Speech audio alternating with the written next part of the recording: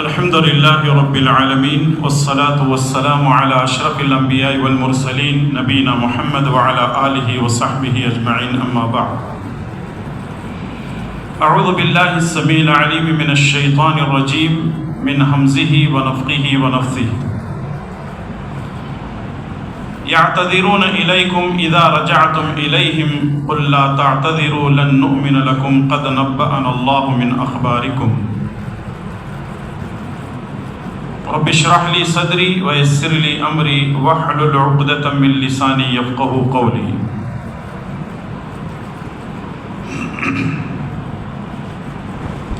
محترم حاضرین و حاضرات،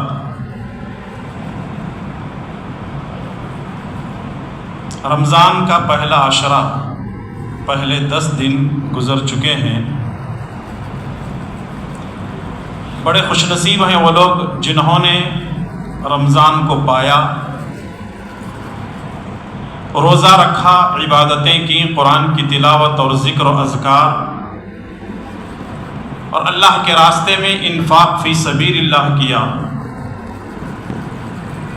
اور بڑے بد نصیب ہیں وہ لوگ جنہوں نے رمضان کو پایا، نہ روزہ رکھا، نہ عبادت کی، نہ قرآن کی تلاوت کی، اور نہ اپنے مالوں کو اللہ کے راستے میں صدقہ و خیرات کیا۔ گزارش ہے کہ بقیہ دنوں میں اپنے آپ کو مستعد کر لیں اور لیلۃ القدر کو حاصل کرنے کے لیے جستجو کریں، کوشش کریں۔ اللہ تبارک و تعالی ہمیں لیلۃ القدر کو حاصل کرنے اور بقیہ ایام میں اللہ تعالیٰ کی عبادت کرنے اور اس کو راضی کر لینے کی توفیق نصیب فرمائے، آمین۔ 11واں پارہ الحمدللہ ہم نے سماعت فرمایا ہے۔ 11ویں پارے میں احکامات بہت زیادہ ہیں، ان میں سے چند اہم آیات آپ کی خدمت میں پیش کرنے کی کوشش کروں گا۔ 11ویں پارے میں سورہ توبہ کا بقیہ حصہ ہے اور ساتھ میں سورہ یونس مکمل ہے۔ سورہ توبہ کے بقیہ حصے میں 3 باتیں آپ کی خدمت میں پیش کی جائیں گی۔ پہلی چیز تو یہ ہے کہ اللہ تبارک و تعالیٰ نے آیت نمبر 112 میں مومنوں کی 9 صفات کو بیان فرمایا ہے، یعنی مومنوں کی 9 خوبیاں ہیں، وہ یہ کام کرتے ہیں۔ اور 9 خوبیاں کون سی ہیں؟ التائبون العابدون الحامدون السائحون الراکعون الساجدون الآمرون بالمعروف والناہون عن المنکر والحافظون لحدود اللہ وبشر المؤمنین۔ وہ 9 صفات، 9 خوبیاں اللہ تبارک و تعالیٰ نے یوں بیان فرمائی ہیں۔ پہلے نمبر پر ہے توبہ کرنے والے، دوسرے ہے عبادت کرنے والے، تیسرے ہے اللہ کی حمد یعنی تعریف بیان کرنے والے، چوتھے ہیں روزہ رکھنے والے، اور 5ویں ہیں رکوع کرنے والے، اور 6 ہے سجدہ کرنے والے، اور 7ویں ہیں نیک کاموں کا حکم کرنے والے، اور 8ویں ہیں بری باتوں سے منع کرنے والے، اور 90 ہیں اللہ کے حدود کی حفاظت کرنے والے۔ یہ مومنوں کی وہ صفات ہیں جن کو اللہ تبارک و تعالیٰ نے اپنے کلام مجید کے ذریعے سے بنایا ہے۔ اللہ تعالیٰ مجھے اور آپ کو، ہر مومن مرد اور مومن عورت کو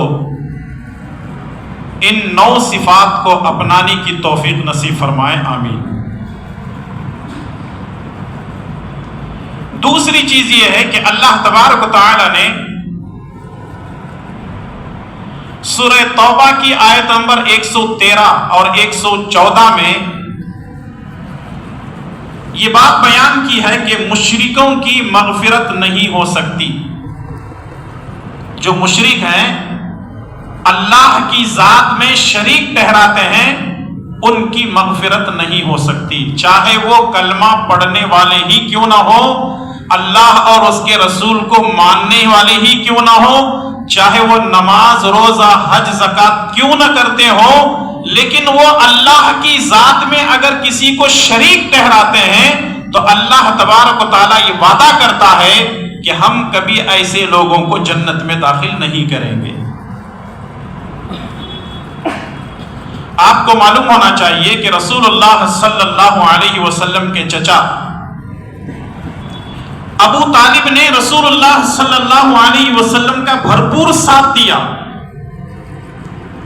مکے والے رسول اللہ صلی اللہ علیہ وسلم کو بہت پریشان کر رہے تھے، تو ایسی حالت میں بیک بون بن کر ابو طالب نے رسول اللہ صلی اللہ علیہ وسلم کا اپنے بھتیجے کا ساتھ دیا، اور رسول اللہ صلی اللہ علیہ وسلم جب کبھی موقع ملتا اپنے چچا کو اسلام کی دعوت دیتے۔ ابو طالب اپنے بھتیجے محمد صلی اللہ علیہ وسلم کی عزت کرتے، احترام کرتے، ان کی نبوت کو مانتے کہ یہ سچے ہیں، دل سے ساری چیزیں وہ مانتے تھے، لیکن کبھی انہوں نے اپنی زبان سے لا الہ الا اللہ محمد الرسول اللہ کا اقرار نہیں کیا، کلمہ شہادت انہوں نے نہیں پڑھی۔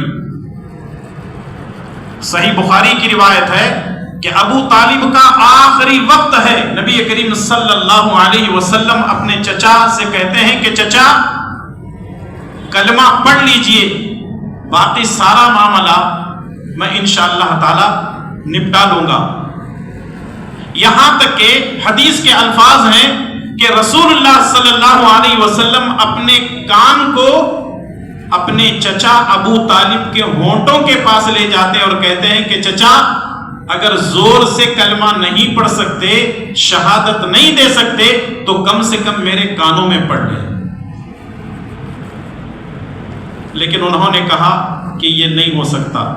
وجہ یہ تھی کہ ایک طرف رسول اللہ صلی اللہ علیہ وسلم ہے تو دوسری طرف ابو جہل اور اس کے ساتھی ہیں، مکے کے سردار ہیں، اور وہ یہ کہتے ہیں کہ ابو طالب کیا تم بھتیجے کے دین پر مرو گے، باپ دادا کے دین کو چھوڑ دو گے؟ تو بالآخر بغیر کلمے کے ابو طالب کی موت ہو جاتی ہے۔ اللہ تبارک و تعالیٰ قرآن کریم کو نازل کرتا ہے، حالانکہ 2-3 دن تک نبی کریم صلی اللہ علیہ وسلم پریشان رہتے ہیں کہ کیسے کیسے ظالم اور متکبر لوگ اسلام قبول کر لیے، میرے چچا کو ہدایت نہیں ملی۔ تو اللہ تبارک و تعالیٰ قرآن کو نازل کرتا ہے اور کہتا ہے انک لا تہدی من احببت ولکن اللہ یہدی من یشاء، آپ جس کو چاہتے ہیں ہدایت نہیں دے سکتے، اللہ جس کو چاہتا ہے ہدایت دیتا ہے۔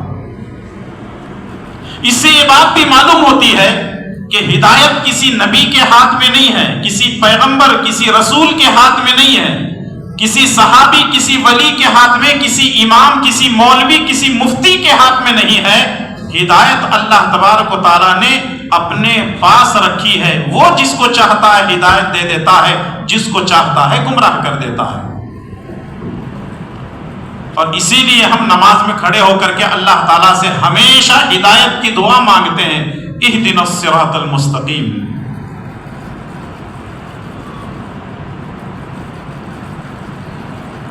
اللہ کے نبی صلی اللہ علیہ وسلم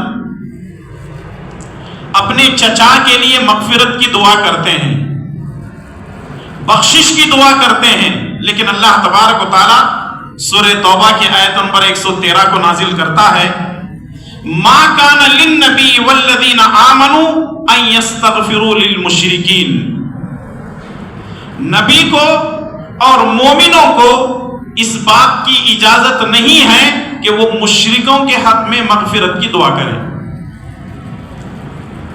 نبی کو بھی اجازت نہیں ہے، مومنوں کو بھی اجازت نہیں ہے کہ وہ مشرکوں کے حق میں مغفرت کی بخشش کی دعا کریں، وَلَوْ كَانُوا أُولِي قُرْبَى، اگرچہ کہ وہ ان کے رشتہ دار ہی کیوں نہ ہوں، مِن بَعْدِ مَا تَبَيَّنَ لَهُمْ أَنَّهُمْ أَصْحَابُ الْجَحِيمِ، اس بات کے واضح ہو جانے کے بعد کہ وہ جہنمی ہیں۔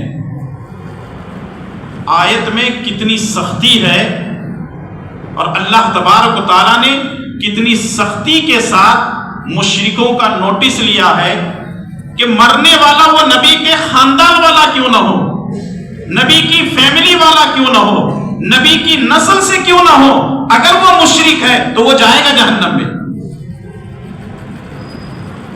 رسول اللہ صلی اللہ علیہ وسلم اپنی ماں، اپنی والدہ آمینہ کے پاس جاتے ہیں اور مغفرت کی دعا کرتے ہیں اور یہ کہتے ہیں کہ جب تک اللہ تبارک و تعالیٰ منع نہیں کرتا تب تک میں دعا کرتا رہوں گا۔ یہاں تک کہ رسول اللہ صلی اللہ علیہ وسلم اپنے والد محترم کے لیے بھی دعا کرتے ہیں، مغفرت کے لیے، بخشش کے لیے۔ لیکن جب یہ آیت نازل ہو گئی تو رسول اللہ صلی اللہ علیہ وسلم اپنے ماں باپ کے لیے بھی بخشش کی دعا نہیں کرتے ہیں، اپنے چچا کے لیے بھی مغفرت اور بخشش کی دعا نہیں کرتے ہیں۔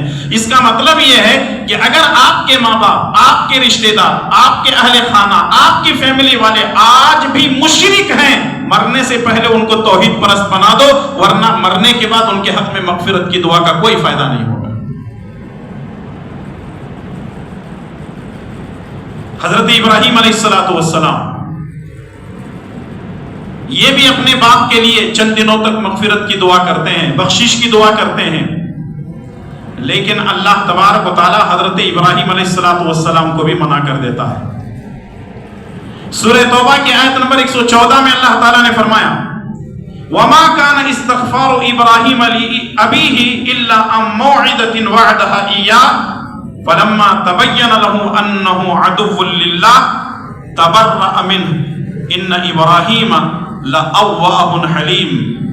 پہلے تو حضرت ابراہیم علیہ السلام اپنے والد کے لیے، اپنے باپ کے لیے مغفرت اور بخشش کی دعا کرتے رہے، لیکن جب اللہ تبارک و تعالیٰ نے فرمایا کہ وہ تو اللہ کا دشمن ہے، آپ کا باپ ضرور ہے لیکن وہ تو اللہ تعالیٰ کا دشمن ہے، حضرت ابراہیم علیہ السلام برات کا اظہار کرتے اور کہتے ہیں کہ اب میں اس کے بعد اپنے باپ کے لیے مغفرت اور بخشش کی دعا نہیں کروں گا۔ تھوڑی دیر کے لیے رک کر کے سوچئے، اللہ تعالیٰ رسول اللہ صلی اللہ علیہ وسلم کے ماں باپ کے حق میں مغفرت کی دعا سے نبی کو روک دیا، چچا کے لیے مغفرت کی دعا سے روک دیا، اور حضرت ابراہیم علیہ السلام کو اپنے باپ کے حق میں مغفرت اور بخشش کی دعا سے روک دیا، اور یہ نبی کے خاندان والے ہیں۔ آپ لوگ چلو ادھر، چلو ذرا، چلو ادھر، چلو چلو، اٹھو، یہاں سے اٹھو، یہاں سے اٹھو، پیچھے چلو۔ جو ہم لوگ لاتے رہتے ہیں دماغ میں، تھوڑی سی آواز آ گئی پورا کا پورا پکچر نکل جاتا ہے۔ کیا بول رہا تھا میں؟ آپ لوگ بھی بھول گئے؟ مجھے تو یاد ہے۔ اللہ تعالیٰ آسانیاں پیدا فرمائے۔ ہمارے بچے ضرور ہیں، اور بچے اگر شرارت نہیں کریں تو کیا بڈھے کریں گے؟ کرتے ہیں، لیکن سنبھال لینا پڑتا ہے، کوئی بات نہیں۔ اس سے جو بات ثابت ہوتی ہے وہ یہ ہے کہ دنیا کا بڑا 30 مارخاں کیوں نہ ہو، نبی کے خاندان والا کیوں نہ ہو، نبی کا اپنا کیوں نہ ہو، اگر وہ مشرک ہے تو اللہ تعالیٰ فرماتا ہے کہ ہم مشرک کی مغفرت نہیں کریں گے۔ اور یہاں جو لوگ کہتے ہیں ہمارے ملک میں کہ ہم دامن پکڑ کے نکل جائیں گے، اللہ تعالیٰ مشرکوں کے حق میں دنیا میں ہی کہہ رہا ہے کہ یہاں بھی کام نہیں آ سکتے، وہاں بھی کام نہیں آ سکتے، کیا دامن پکڑ کر کے نکلو گے؟ کچھ ہونے والا نہیں ہے، یہ ساری چیزیں بیکار ہیں، یہ خام خیالیاں ہیں، خوش فہمیاں ہیں، ان چیزوں سے باہر ہم کو نکلنا پڑے گا۔ جنت اسی کی ہے، مغفرت اسی کی ہے، بخشش اسی کی ہے، شفاعت اسی کی ہے، اور اللہ کی رحمت اسی کو حاصل ہو سکتی ہے جو اللہ اور اس کے رسول صلی اللہ علیہ وسلم کی تعلیمات پر اپنی زندگی گزارتا ہے۔ سورہ توبہ کے اندر ایک تیسری اہم بات آپ کے سامنے بیان کرنی ہے، وہ یہ ہے کہ مدینے میں کچھ لوگ منافقین تھے، اور پچھلے درس میں منافقین کے تعلق سے بہت ساری باتیں اور وضاحتیں آپ کی خدمت میں پیش کی جا چکی ہیں۔ رسول اللہ صلی اللہ علیہ وسلم نے جب مدینے میں سب سے پہلی مسجد قباء بنائی، اور آپ کو معلوم ہونا چاہیے کہ مسجد نبوی بعد میں بنی، مسجد قباء پہلے بنی، اور جو لوگ حج یا عمرے پہ گئے ان کو معلوم ہے مدینے کے کنارے جو ہے مسجد قباء بنی ہوئی ہے، اور وہاں رسول اللہ صلی اللہ علیہ وسلم ہفتے میں ایک مرتبہ مسجد نبوی سے مسجد قباء پیدل جاتے اور کوئی نہ کوئی نماز پڑھا کر کے آتے۔ رسول اللہ صلی اللہ علیہ وسلم فرماتے ہیں کہ اگر کوئی شخص اپنے گھر سے پیدل مسجد قباء جاتا ہے، 2 رکعت نماز پڑھتا ہے، گویا کہ وہ عمرہ کرنے کے برابر ہے۔ تو اس لیے اگر وہاں موقع ملے حج یا عمرہ پہ جانا پڑے تو ضرور آپ مسجد قباء جائیں، کم سے کم 2 رکعت پڑھیں، جیسا کہ رسول اللہ صلی اللہ علیہ وسلم نے اس کی فضیلت کو بیان کیا ہے۔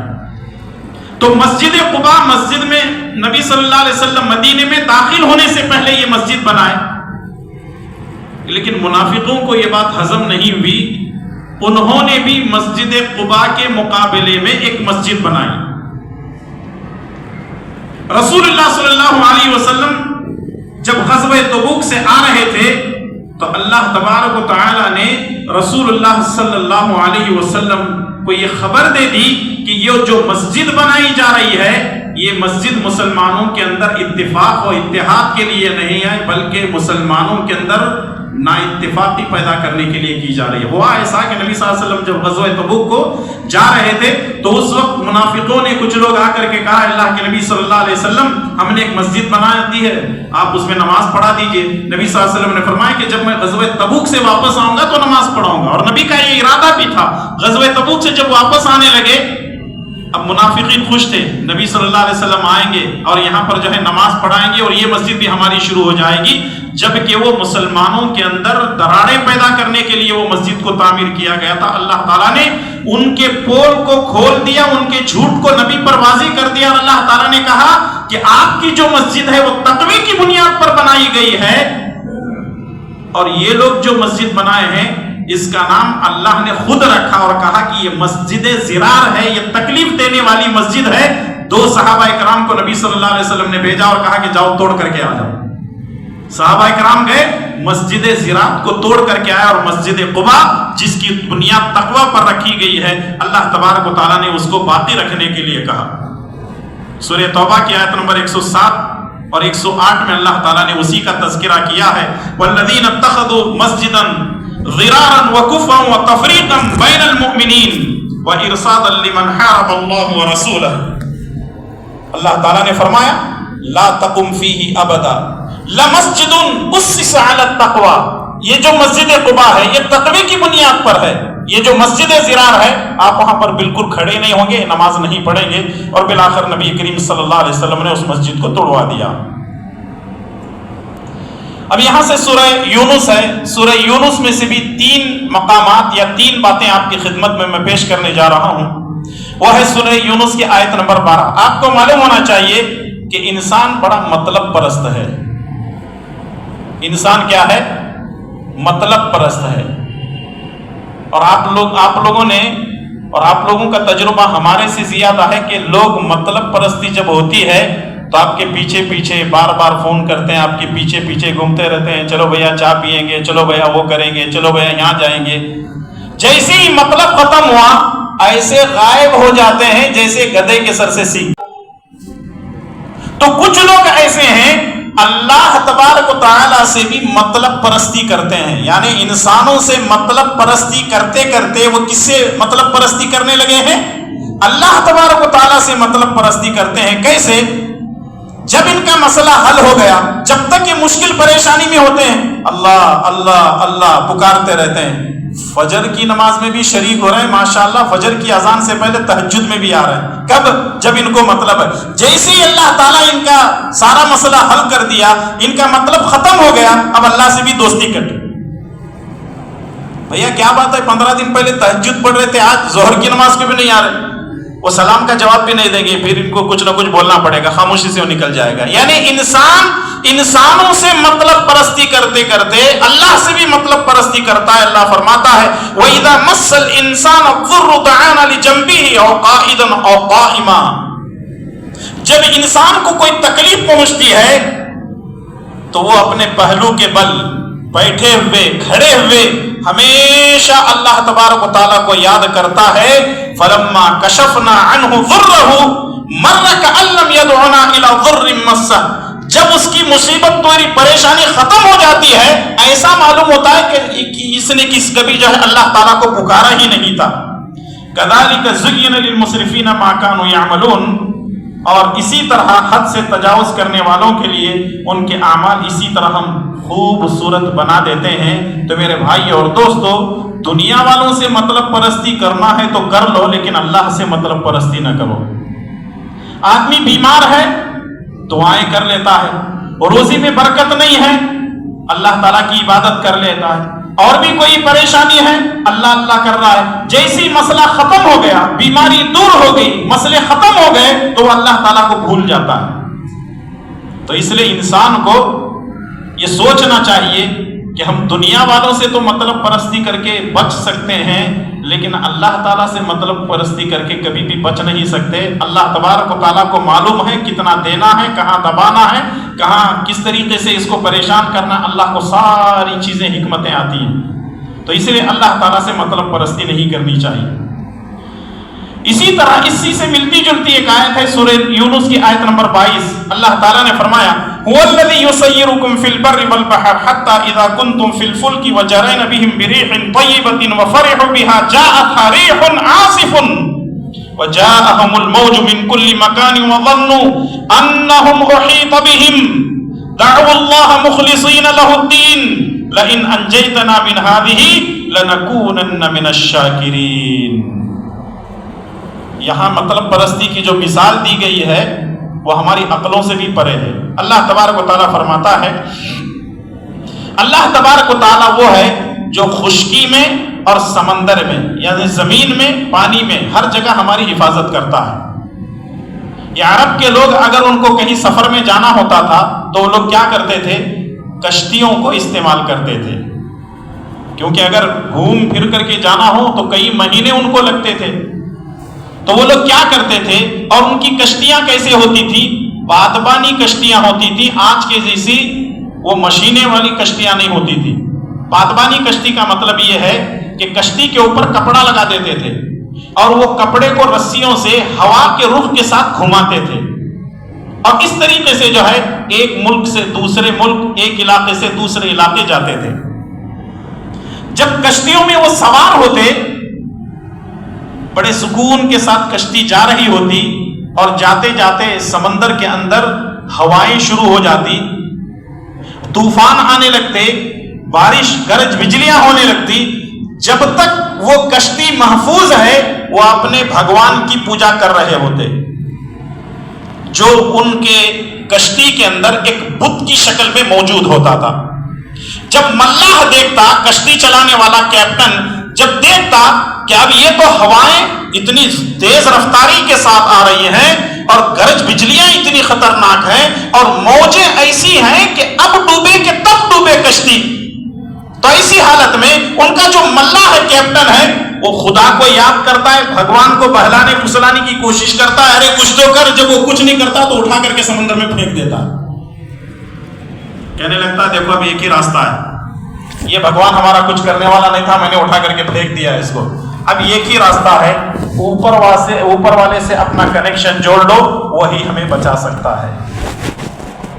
اور آپ کو معلوم ہونا چاہیے ابو جہل کا بیٹا اکرمہ جب یہ مکہ سے بھاگ کر کے نکلا، کشتی میں سوار ہوا، یہ سب ساری چیزیں اس نے دیکھا کہ یہ تو بھگوان کو ہی اٹھا کر کے پھینک رہے ہیں، خدا کو ہی اٹھا کر کے سمندر میں پھینک رہے ہیں، کہتے ہیں کہ اوپر والے سے اپنا کنیکشن جوڑ لو، اپنا ناطا جوڑ لو۔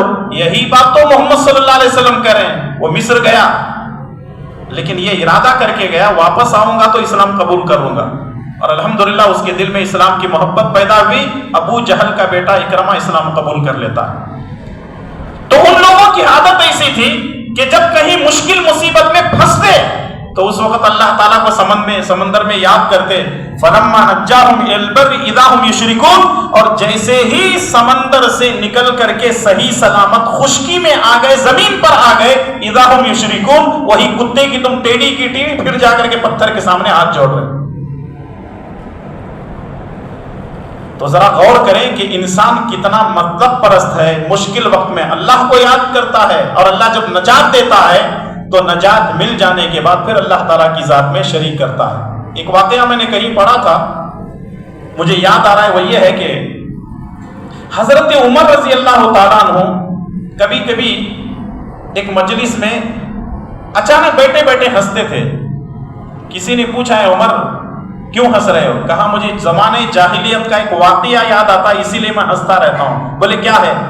بولے ہم لوگ جب تجارت کے لیے ایک ملک سے دوسرے ملک جاتے ہوتے تو ہم کیا کرتے, کھجوروں سے اپنا ایک خدا بنا لیتے تھے. ہم لوگ کیا کرتے, کھجوروں سے ایک خدا بنا لیتے تھے. وہ تو لکڑی میں بھی بن جاتا ہے, پتھر میں بھی بن جاتا ہے, اسٹیل میں بھی بن جاتا ہے, سونے چاندی میں بھی, سب میں بن جاتا ہے. اور جتنا زیادہ قیمتی والا بنے گا اتنا زیادہ پاور اس کا ہوتا ہے, ان کے مطابق, ہمارے مطابق نہیں ہے. حضرت عمر رضی اللہ تعالیٰ عنہ فرماتے ہیں چونکہ ہمارے پاس کھجور کی پیداوار زیادہ تھی, ہم لوگ کھجوروں کا ایک خدا بنا لیتے اور اپنے کشتی میں رکھ لیتے. کبھی کبھی کشتی جو ہے راستے سے ہٹ کر کے ہواؤں کی وجہ سے دوسرا رخ اختیار کرتی, جو کھانا پینا ہوتا تھا ہمارا ختم ہو جاتا, تو ہم لوگ کیا کرتے, وہ جو خدا کھجوروں کا بنا ہوا تھا ایک کھجور نکال کر کے کھانا شروع کرتے. مجھے یاد آتا, ہنسی اس لیے آتی ہے کہ جب موقع پڑتا عبادت کرتے, جب بھوک لگتی اسی خدا کو کھا لیتے. ذرا سوچیں اور غور کریں کس طریقے سے یہ لوگ جو ہے اللہ تبارک و تعالیٰ کی ذات میں شرک کرتے ہیں. اور جو آدمی توحید پرست ہے وہ کبھی ایسے شرک کو برداشت نہیں کر سکتا.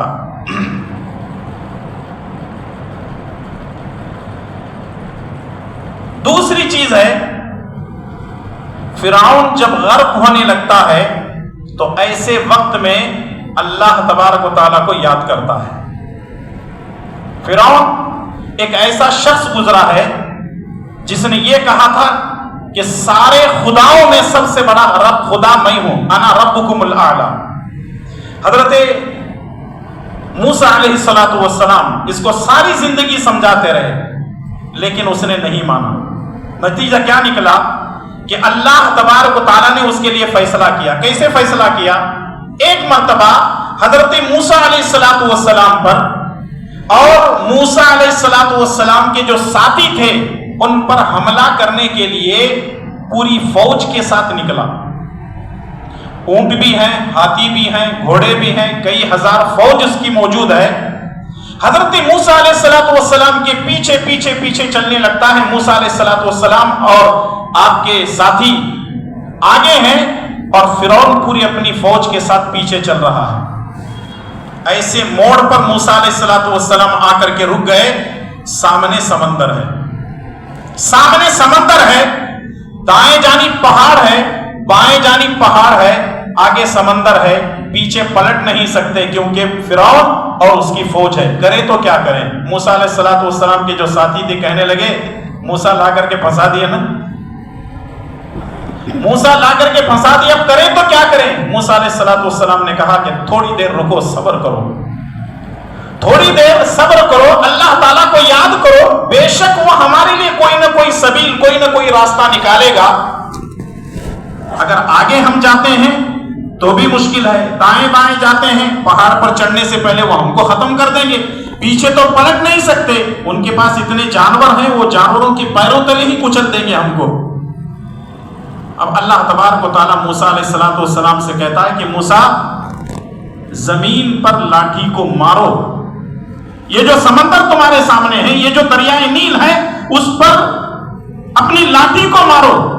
جیسے ہی موسیٰ علیہ السلام نے لاٹھی کو سمندر پر, اس دریائے نیل پر مارا تو اللہ تبارک و تعالیٰ نے پانی کو دیواروں کی طرح کھڑا کر دیا. اللہ اکبر. پانی پر حکم کس کا چلتا ہے؟ اللہ تبارک و تعالیٰ کا چلتا ہے. آگ پر حکم کس کا چلتا ہے؟ اللہ کا چلتا ہے. وہاں حضرت ابراہیم علیہ السلام کے لیے آگ ٹھنڈی اور سلامتی والی ہو گئی، اور یہاں پانی یہ ہے کہ اللہ کے حکم سے موسیٰ اور ان کے ساتھیوں کے لیے دیوار بن کر کھڑا ہو جاتا ہے. موسیٰ علیہ السلام اپنے ساتھیوں کے ساتھ سمندر دریائے نیل پار کر کے جیسے ہی نکل گئے، فرعون نے سوچا کہ آلریڈی تو یہاں موسیٰ علیہ السلام نے راستہ بنا دیا ہے، چلو ہم پورے کے پورے چلتے ہیں. جیسے ہی بیچ میں پہنچے، اللہ تبارک و تعالیٰ کا حکم پانی پر تھا، اس نے حکم دیا دیوار بنا دے، دیوار بن گئی. اللہ تعالیٰ نے پانی سے کہا مل جا. اب جیسے ہی پانی ملا، وہ جتنی شان و شوکت کے ساتھ آیا ہوا تھا خود بھی ڈوبا، اور پورے کے پورے اس کے فوجی اس کے اندر ڈوب گئے. جب وہ ڈوب رہا تھا تو ایسے وقت میں فرعون دیکھتا ہے کہ اب میری تو حالت رہ گئی ہے، اب میں کروں تو کیا کروں. ایسے وقت میں وہ کلمہ پڑھنے کی کوشش کرنے لگتا ہے. ایسے وقت میں کلمہ پڑھنے کی کوشش کرنے لگتا ہے. وَجَاوَزْنَا بِبَنِي إِسْرَائِيلَ الْبَحْرَ فَأَتْبَعَهُمْ فِرْعَوْنُ وَجُنُودُهُ بَغْيًا وَعَدْوًا حَتَّى إِذَا أَدْرَكَهُ الْغَرْقُ قال آمنت أنه لا إله إلا الذي آمنت به بنو إسرائيل وأنا من المسلمين. اب لا الہ الا اللہ پڑھ کر کے یہ بتانا چاہتا ہے کہ اللہ تعالیٰ بس ہو گیا، میں تو تھک گیا ہوں، اب یہ ڈوبنا مشاہد میرا مقدر ہے، اب میں کلمہ پڑھنے لگتا ہوں. سنن ترمذی کی روایت ہے، رسول اللہ صلی اللہ علیہ وسلم فرماتے ہیں، اللہ کے نبی صلی اللہ علیہ وسلم جب فرعون غرق ہو رہا تھا تو وہ کلمہ پڑھنے کی کوشش کر رہا تھا. میں نے مٹی چکڑ اٹھایا اور اس کے منہ میں بھر دیا، کہیں یہ کلمہ نہ پڑھ لے اور اللہ تعالیٰ کی رحمت سے یہ بھی جنت میں نہ چلا جائے. ذرا سوچیں اور غور کریں، آخری وقت ہے اور کلمہ پڑھنے کی کوشش کر رہا ہے. اس کا مطلب یہ ہے کہ وہ کلمہ پڑھ کر کے یہ بتانا چاہتا تھا میں خدا نہیں ہوں، میں ڈمی ہوں، میری کوئی حیثیت نہیں ہے، میں تو تیرا ایک بندہ ہوں. لا الہ الا اللہ، عبادت کے لائق تو ہے. اور آپ کو معلوم ہونا چاہیے 2 وقت ایسے ہیں، صحیح مسلم کی روایت ہے، 2 وقت ایسے ہیں جہاں کسی بندے کی توبہ کو اللہ تبارک و تعالیٰ قبول نہیں کرتا. ایک غرغرے کی حالت میں، سکرات کے حالت میں اگر کوئی بندہ توبہ کرتا ہے تو اللہ تعالیٰ اس کی توبہ کو قبول نہیں کرتا. وجہ کیا ہے معلوم ہے؟ وہ فرشتوں کو دیکھ لیتا ہے. جنتی ہے تو بھی فرشتوں کو دیکھ لیتا ہے، جہنمی ہے تو بھی فرشتوں کو دیکھ لیتا ہے. جب دیکھ لیتا ہے کہ اب میرا ٹھکانہ تو جہنم میں، یہ اتنے عجیب و غریب شکل کے جن کی شکلوں کو دیکھا نہیں جاتا، بدبو اتنی آ رہی ہے، اور ٹوٹے پھوٹے ٹانک لے کر کے اب میری روح کو لے جانے کے لیے آ رہے ہیں، ایسے وقت میں اگر وہ توبہ کرنے کی کوشش کرتا ہے تو رسول اللہ صلی اللہ علیہ وسلم نے فرمایا سکرات کے حالت میں کسی بھی بندے کی توبہ کو اللہ تعالیٰ قبول نہیں کرتا. اور دوسرے ہے یہ جو سورج آج مشرق سے نکل رہا ہے، مغرب پہ ڈوب رہا ہے، قیامت کی 10 بڑی نشانیوں میں سورج یہ مشرق سے نہیں بلکہ مغرب سے نکلے گا، اور سورج مشرق میں ڈوبے گا. رسول اللہ صلی اللہ علیہ وسلم فرماتے ہیں کہ جس دن مغرب سے سورج نکلے گا اس کے بعد سے کسی کی بھی توبہ کو اللہ تعالیٰ قبول نہیں کرے گا.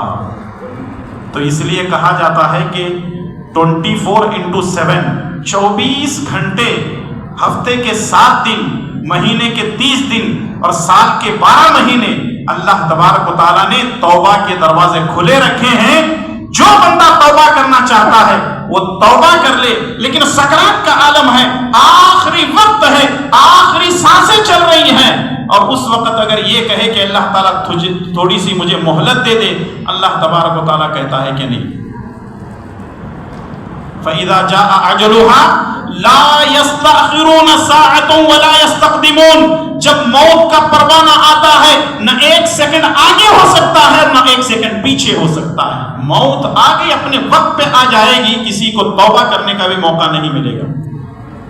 اور ہم آج دیکھ رہے ہیں اپنی آنکھوں سے، لوگ کھڑے کھڑے مر رہے ہیں، بیٹھے بیٹھے مر رہے ہیں، سوئے سوئے مر رہے ہیں، راستے میں چلتے چلتے مر رہے ہیں. کہیں ایک جگہ خاموشی کے ساتھ کسی سائے میں کھڑے ہیں، کوئی آ کر کے گاڑی ٹھوک دیتا اور اس طریقے سے لوگ مر رہے ہیں، حادثات اتنے زیادہ ہو رہے ہیں۔ اس لیے انسان کو اپنے گناہوں سے توبہ کر کے گھر سے باہر نکلنا چاہیے، چاہے وہ مسجد کے لیے کیوں نہ نکل رہا ہو، لیکن توبہ کر کے اپنے گھر سے نکلے تو انشاءاللہ تعالیٰ امید ہے کہ اللہ تعالیٰ توبہ کو بھی قبول کرے گا، اور توبہ کی حالت میں اگر ہم مرتے بھی ہیں تو پھر اللہ تبارک و تعالیٰ راضی بھی ہوگا۔ فرعون کی یہ حالت تو ہو گئی، سمندر میں وہ ڈوب گیا، لیکن سمندر نے، دریا نے اس کی لاش کو لا کر کے ٹھکانے لگا دیا، یعنی سمندر کے کنارے لگا دیا۔ اب لوگوں نے اس کو محفوظ رکھا، ہزاروں سال ہو گئے۔ مصر ایک ملک ہے جس کو ایجپٹ کہتے ہیں، وہاں کائرو جس کا نام قاہرہ عربی میں ہے، وہاں کے میوزیم میں آج بھی اس کی لاش رکھی ہوئی ہے، فرعون کی لاش آج بھی رکھی ہوئی ہے۔ وجہ کیا ہے معلوم ہے؟ یہ اللہ تبارک و تعالیٰ نے اس کی حفاظت کی ذمہ داری بھی لے لی اور کہا کہ تیرے لیے تیری لاش کو میں عبرت بنا کر کے رکھ دوں گا۔ حالانکہ اس وقت جتنے بادشاہ ہوتے تھے سب کو فرعون کہا جاتا تھا، لیکن بعض اہل علم نے کہا ہے یہ فرعون کا جو نام ہے وہ رعمسیس ہے، اس کا جو نام ہے رعمسیس ہے، اور اللہ تبارک و تعالیٰ نے قیامت تک کے لیے رکھنے کا وعدہ کیا ہے، جیسے کہ سورہ یونس کی آیت نمبر 92 میں اللہ تعالیٰ نے فرمایا فَالْيَوْمَ نُنَجِّيكَ بِبَدَنِكَ لِتَكُونَ لِمَنْ خَلْفَكَ آیَةً وَإِنَّ كَثِيرًا مِّنَ النَّاسِ عَنْ آیَاتِنَا غَافِلُونَ۔ تو آج ہم تیرے جسم کو پانی سے نکال لیں گے تاکہ تو اپنے بعد والے آنے والوں کے لیے نشان عبرت بن جائے، تاکہ لوگ آ کر کے دیکھ کر کے کہا ہاں یہی فرعون ہے، یہی وہ نافرمان ہے۔